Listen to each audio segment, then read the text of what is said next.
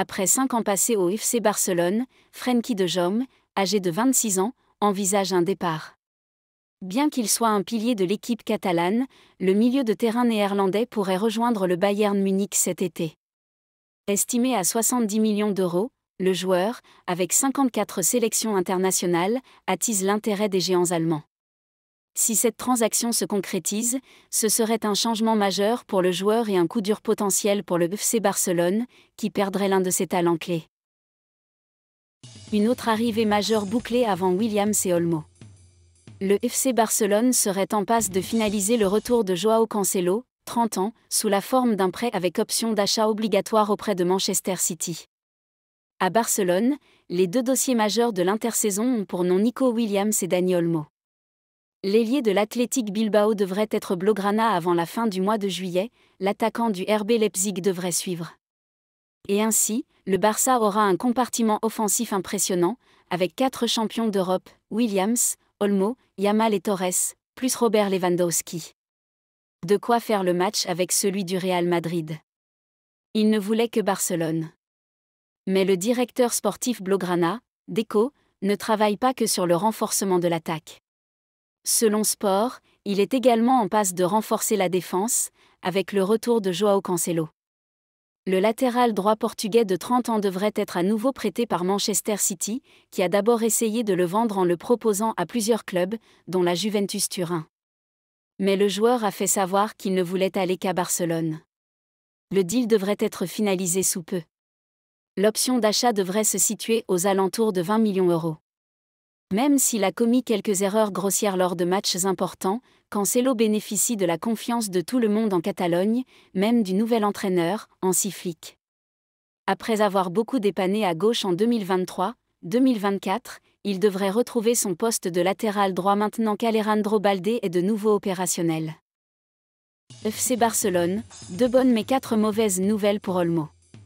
Dans un monde idéal, le FC Barcelone souhaiterait recruter Dani Olmo en plus de Nico Williams.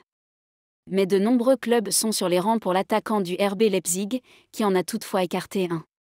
Ces derniers temps, les médias espagnols assuraient que Deco et Hansi Flick voulaient recruter Dani Olmo, pour sa polyvalence, mais que le président du FC Barcelone, Joan Laporta, tenait absolument à faire venir Nico Williams. Et donc que c'est l'ailier de l'Athletic Bilbao qui allait débarquer. Mais il semblerait désormais que le géant catalan ait l'intention de s'offrir les 2 champions d'Europe. Ce qui risque de lui coûter cher. La clause de départ du joueur de l'Athletic Bilbao est de 58 millions d'euros et celle de l'attaquant du RB Leipzig de 60 millions d'euros, jusqu'à samedi. Après, il faudra négocier avec le club allemand. Olmo ne veut jouer qu'à Barcelone en cas de retour en Espagne. Le problème, dans le dossier Olmo, c'est que la concurrence est très vive. Selon Sport, 5 clubs, en plus du Barça, voudraient le recruter, le Bayern Munich, les 2 Manchester, Liverpool et l'Atlético Madrid. La bonne nouvelle, c'est que l'intéressé a déjà écarté la possibilité de signer chez les Matelassiers. S'il doit revenir en Espagne, ce sera au Barça, son club formateur et le club de sa région natale. Reste désormais, pour le Barça, à surmonter la concurrence étrangère, et notamment les clubs de Premier League, qui ont des moyens bien supérieurs. Mundo Deportivo assure que les dirigeants catalans ont transmis une offre écrite aux joueurs et auraient fait une proposition au RB Leipzig, qui atteindrait les 60 millions d'euros, avec des bonus. Selon Nicolo Schira, le Barça serait en pole position pour le recruter. La presse italienne est unanime, Victor Osimhen sera bien un joueur du Paris SG la saison prochaine. De nombreuses sources indiquent même que l'agent de l'ancien buteur nigérian du LOSC se trouverait actuellement dans la capitale française afin de régler les derniers détails de cette opération avec Luis Campos et le PSG sur ce mercato estival. Un deal qui pourrait finalement s'élever à beaucoup moins que les 130 millions d'euros correspondant au montant de la clause libératoire du joueur du côté du SSC Naples. Et si un accord semble être imminent entre le Napoli et Chelsea pour Romelu Lukaku, nul doute qu'une arrivée de Victor Osimhen au PSG serait donc plus que jamais dans les tuyaux chez les pensionnaires du Parc des Princes. Mais en plus de Victor Osimhen, qui aura connu un dernier exercice un peu plus délicat avec Naples malgré ses 17 buts inscrits en 31 matchs, Luis Campos aurait également bien avancé sur un autre dossier en or pour le Paris Saint-Germain. Bien aidé par Jorge Mendes, mais aussi et surtout par Luis Enrique qui l'a convaincu de venir le rejoindre à Paris, João Neves aurait bien donné son feu vert pour un transfert au PSG, selon Record.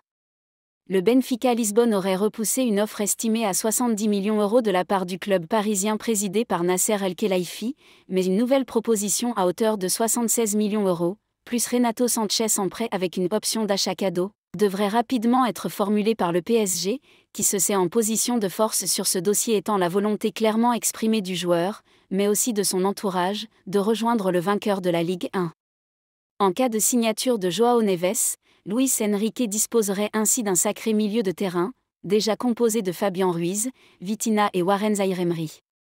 Affaire à suivre donc pour Luis Campos, qui aurait donc également fait de l'ancien Lillois Victor Osimhen le successeur de Kylian Mbappé. Julián Álvarez au PSG ? Le Paris Saint-Germain ne masque pas son désir de faire signer Julián Álvarez. Cependant, le PSG n'est pas le seul à vouloir l'international argentin de Manchester City et la concurrence est solide. À 24 ans, et malgré un palmarès international colossal avec l'Argentine, Julián Álvarez estime ne pas avoir assez de temps de jeu sous les ordres de Pep Guardiola. Et même s'il a encore 4 ans de contrat avec les champions d'Angleterre, l'attaquant a fait savoir aux dirigeants de Manchester City qu'il souhaitait avoir des garanties ou alors obtenir un bon de sortie lors de ce mercato 2024, sachant que sa valeur est estimée à 90 millions d'euros.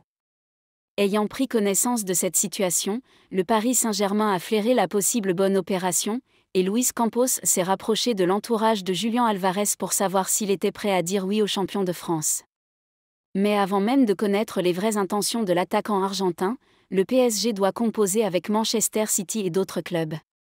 Ce samedi, le site spécialisé anglais ITK révèle qu'un concurrent sérieux s'est fait connaître pour le PSG, et il s'agit de l'Atlético de Madrid. Afin de convaincre Pep Guardiola de lâcher son joueur, mais aussi pour participer très largement à son financement, les Colchoneros ont fait savoir à Manchester City qu'ils étaient favorables à ce que João Félix soit inclus dans la transaction. Acheté pour la somme record de 127 millions d'euros à Benfica en 2019, l'attaquant international portugais, dont la carrière est gérée par Jorge Mendes, a encore 5 ans de contrat avec le club madrilène. Ayant déjà évolué en Premier League, puisqu'il avait été prêté à Chelsea pour 6 mois début 2023, João Félix sort d'une saison encore une fois décevante avec le Barça, et visiblement, l'Atlético de Madrid est prêt à s'en séparer si en contrepartie Julián Álvarez signe.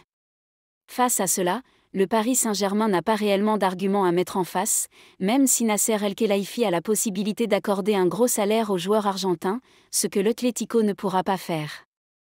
Merci d'avoir suivi JF Foot. À très bientôt.